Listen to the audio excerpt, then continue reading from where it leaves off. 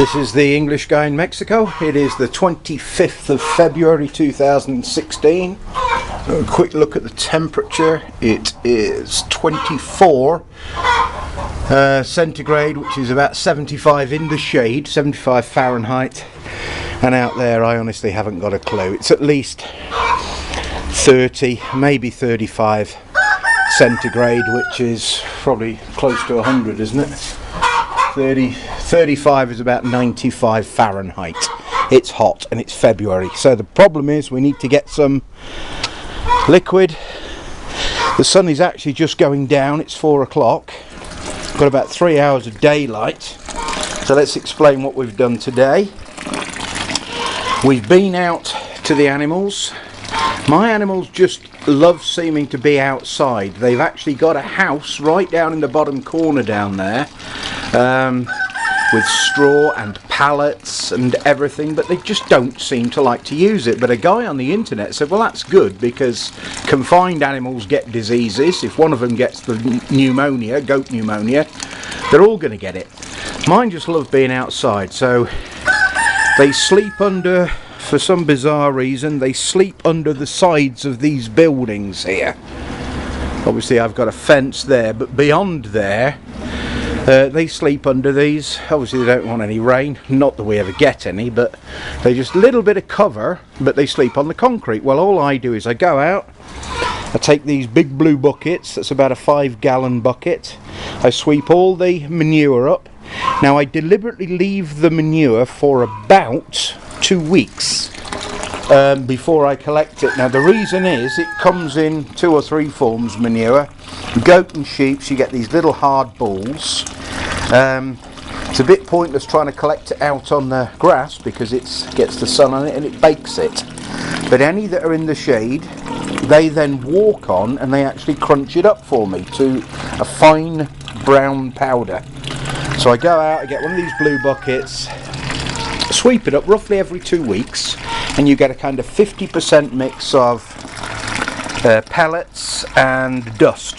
So what we do, we then, all the water we've saved, please check my other videos. I use practically no water here, but my contract, if you like, being in Mexico, is I have to use X amount of water or they'll just keep it.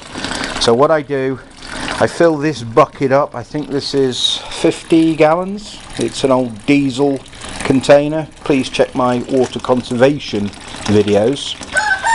We put all the manure in the bottom. We've got a pump here, just a normal sump pump, which we're going to turn on now. I've just planted some sorghum, Sudan grass, Milo, call it what you like. This stuff apparently grows to 3 meters. Well, I want to see that because nothing seems to grow here. It's barren. I know inside this 1 acre here it looks okay, but that's because I've got a few animals and a little bit of water in there. But beyond my internal fence, it is dreadful. I've got another 8 acres out there and nothing grows. So what I'm trying to do is pump out this animal manure, obviously in a liquid form. I've got a 30-meter hose rigged up to it on the pump. A little tip for you, if you raise your containers off the ground, so this one is raised up, well, it's on the end of a block and it's propped up on the side of this building, all you need to do is run your pump for about, well, I count to 20, and then gravity does the rest. So you can disconnect your electricity, and this bucket will empty overnight very, very gently onto whatever area you're picking. And for me, I've got the hose rigged up to the very slight top end of the sorghum patch, which I've just planted, and we're going to see if we can get some sorghum to grow. So that's what we've been doing today. That's got about another 10 minutes to fill up. Very, very low water pressure here. We're right on the edge of the city. Let's have a walk out here. What I've also done today, we've trimmed out a little bit more of the palm trees because I need to get some green stuff out to the animals. It's not due to rain here for about another month, and then we're just going to get downpours for about 4 months, and then it'll just ease off again and we'll get no water. So check out water conservation. I need to get some green stuff, and the only green stuff I've got available are these palms. I think they're canary palms. They love them. All the stalks I leave on the ground, try to slow the water down, because when the deluge comes, it comes fast and you get about an hour of it and then you won't see any water. So I need to slow the water down. All the bits and bobs from the inside of the tree, these are the fruit stalks. They have an outer casing and then an inner casing. They obviously die off once the fruits have been dropped. The birds get most of them. The chickens peck at them but don't seem to eat them. Wild dogs, strangely enough, seem to like them. I've had a couple of wild dogs jump the fence, and I find them, instead of attacking the chickens, they've only killed 4 chickens in 2 years. They seem to go for these little fruits, which is quite bizarre. Okay, so I just throw those on the ground and I just walk on them to try and crunch them up.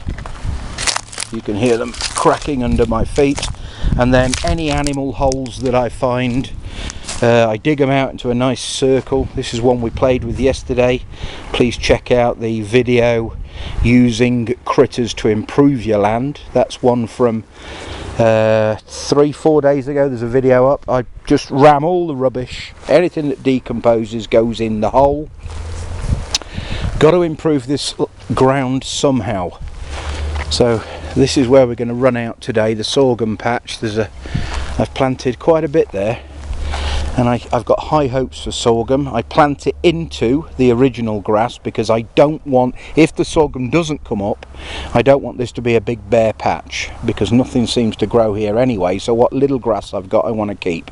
So I just run little trenches through it about 1 inch deep. I've only got about 2 inches of topsoil, and then I plant into the original grass, and then hopefully they can both grow together. One will obviously grow very high, one will creep along.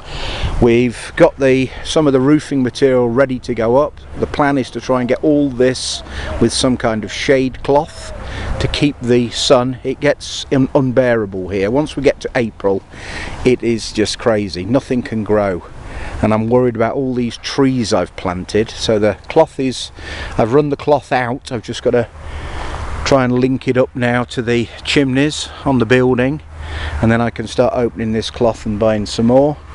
And what else have we done today? I'm running out of tape here. 38 seconds I think. What I'm going to do now, all the urine that I've collected, I'm a bit of a fetishist for the urine here. I collect all the urine up. This is from last night and part of the day, and this goes into the hugelkultur area. Basically you need to put nitrogen into a hugelkultur area until the trees start breaking down. So this is the English guy in Mexico saying bye.